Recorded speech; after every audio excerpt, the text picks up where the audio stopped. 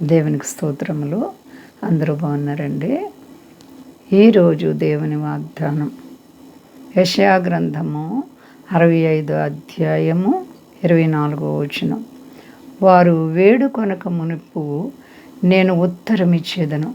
అద్భుతమైనటువంటి వాగ్దానం.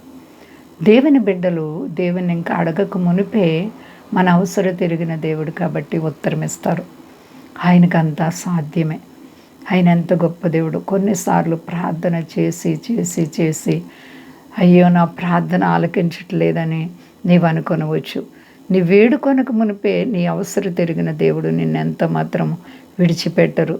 నువ్వు చేసిన ప్రార్థనకు జవాబు ఆలస్యం అవ్వవచ్చు, కానీ దేవుని మీద ఉన్నటువంటి నమ్మకాన్ని మాత్రం ఎప్పుడు విడిచిపెట్టకూడదు. నువ్వు ప్రార్థించేటప్పుడు ఆలస్యం అవ్వచ్చు, నువ్వు వేడుకుంటున్నప్పుడు ఆలస్యం అవ్వచ్చు, కానీ దేవుడు నేను విడిచే దేవుడు కాదు. ఎప్పుడు కూడా నీ నమ్మకత్వాన్ని విడవకూడదు బిడ్డ. దేవుడు నీ హృదయవాంఛ తీర్చగలరు.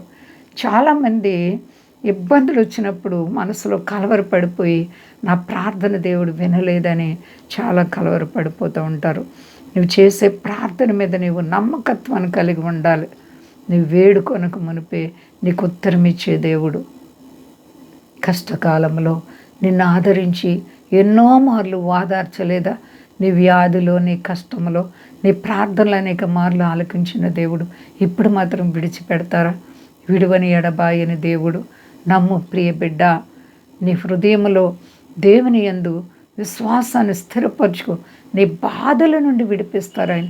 నీ బాధలు ఎరిగిన దేవుడు, నీ మనసు ఎరిగిన దేవుడు, నీ హృదయాన్ని పరిశీలన చేసే దేవుడు, అడగక మునిపే అక్కర్లు ఎరిగిన దేవుడు. కాబట్టి నీ మనసును విశాలము చేసుకో దేవునిలో.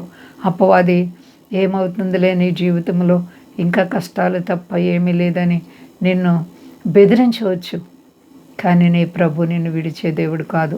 నీ ప్రార్థన యథార్థతగా ఉన్నప్పుడు, నీ నమ్మకత్వం స్థిరంగా ఉన్నప్పుడు నీ ప్రభు నీ తల పైకెత్తబోతున్నారు. ఎంతో గొప్ప దేవుడు. కాబట్టి ఏ ఒక్కరు కూడా భయపడకండి. ప్రార్థనపై నమ్మకత్వాన్ని ఉంచండి. ఎంత మాత్రం నమ్మకాన్ని విడిచిపెట్టకండి. ఎట్టి కష్టమైన ప్రభువైన యేసుక్రీస్తు వారి యొక్క ఉన్నత నామంలో జయం పొందుతావు. ఆయన నీళ్లను ద్రాక్షారసంగా మార్చిన దేవుడు, నీటి మీద నడిచిన దేవుడు. ఆయన మాటతోనే 5 రొట్టెలు 2 చిన్న చేపలు 5,000 మందికి ఆహారం పెట్టిన దేవుడు. చూడండి, ఒక్క 5 రొట్టెలు 2 చిన్న చేపలు 5,000కి ఎలా వచ్చింది? ఆయన ఆశీర్వదించారు. అలాగే నిన్ను, నీ కుటుంబాన్ని ఆశీర్వదిస్తారు. భయపడకండి. ప్రార్థించుకుందాం.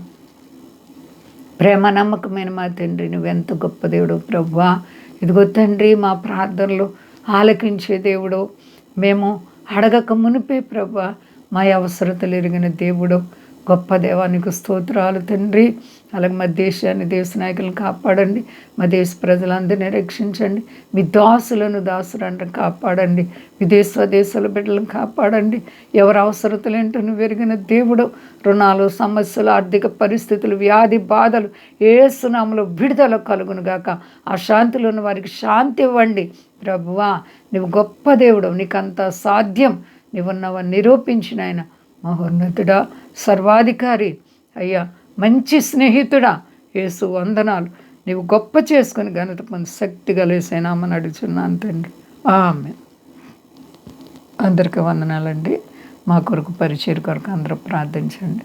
ప్రభువారు మిమ్మల్ని, మీ బిడ్డలను, మీ కుటుంబాలను దీవించి ఆశీర్వదించును గాక. ఆమేన్.